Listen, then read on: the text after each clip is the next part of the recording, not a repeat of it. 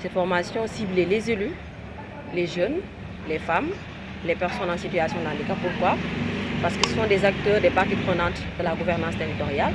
Quand on parle aujourd'hui de gouvernance territoriale, ce n'est pas seulement l'affaire des élus, ce n'est pas seulement l'affaire des populations, mais c'est des acteurs qui sont appelés à travailler main dans la main pour pouvoir effectivement relever ces défis.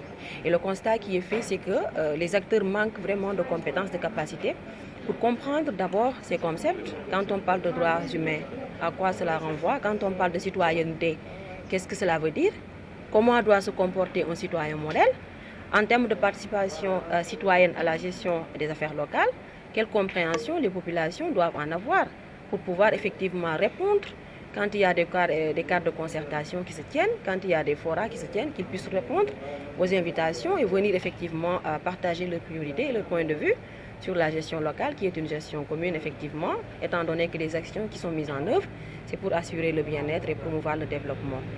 Nous avons également choisi de les renforcer sur le plaidoyer. C'est un choix qui n'est pas fortuit, parce que souvent, il y a des difficultés qui sont rencontrées, il y a des problèmes qui sont là, mais si les acteurs ne savent pas comment porter ce message, comment bien définir le décideur qui peut amener à changer cette situation, comment formuler des messages clés pour toucher les sensibilités, pour que les gens comprennent que ces difficultés qui sont rencontrées, peut-être qu'ils ne sont pas en lien ou bien qu'ils ne respectent pas les droits humains, qu'il est temps effectivement qu'on fasse des efforts pour amener des solutions durables et pérennes. Donc,